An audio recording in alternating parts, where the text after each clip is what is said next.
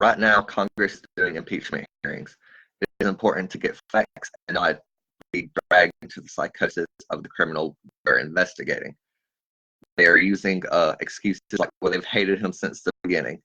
Before even elected, he disregarded the FBI's advice and pushed Americans towards WikiLeaks, a site with hostile foreign intelligence officers meant to cause discord in America.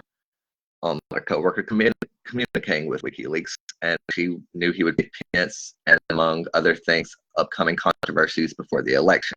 For Oxford, it was the target trans ban. It's like the Mueller report laid out. It did not exonerate Trump. The first 50 pages is about the operation itself. They created sites like Blackfist. They were leaking. They tried to pretty much get MLK's family to take a side. Like they approached a lot of people in politics, and they were trying to press pressure points. Like they knew we had a civil war. They knew about Confederate monuments. That was one of their plans. They wanted to create events like Charlottesville with two opposing sides, a protest and a counter protest. The FBI does confirm they set up the event where Heather Heyer ended up getting ran over. And Trump would not condemn the Nazis.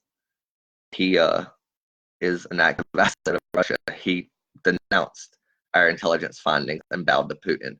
He started spreading the Ukraine conspiracy, the same conspiracy that stems from Putin. The FBI, the military, they're all begging Congress right now to not do Putin's bidding, and that is demonize the country they invaded, Ukraine.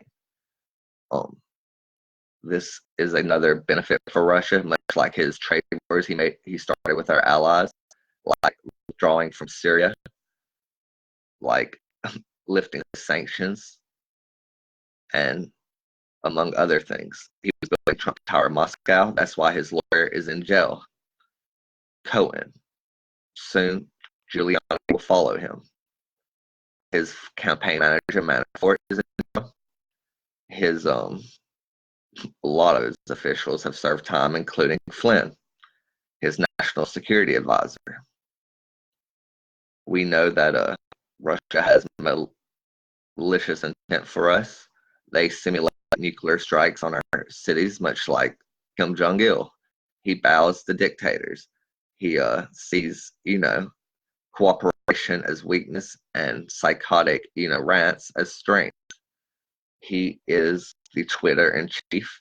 He has fired people and then railed about the Mueller investigation or Comey or all that as he was doing it, proving its obstruction of justice. It's his own words. He is now demonizing the FBI report that again said they had justifiable cause to look into his campaign members who are now in jail. And we're not stupid. We know they were all directly talking to him, much like in Trump Tower in Moscow when he met the Russians, what his whole family did in 2016. It's very obvious.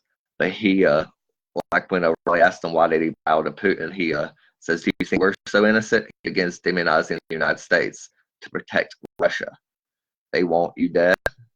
He wants to make money, and he doesn't really care about anything in between that. And that's why he brags about how Saudi Arabia pays cash after the murder of Khashoggi, a U.S. resident that was a journalist and was speaking against the crimes. He does not like reality. He calls things deep state and fake news, much like GRU agents do. They want to harness the power of cynicism. They want, like with Ukraine, it was an old Eastern European satellite country, so they played to that. This is kind of like how they would the Civil War and Confederates here. They will co-opt your beliefs and make them their own. This is what an intelligence operation does. They have malicious intent. I can tell you that for sure. And the military and everybody would back it up. The only one who won't is the obvious liar. And no one should choose some deranged politician over their family, friends, and countrymen.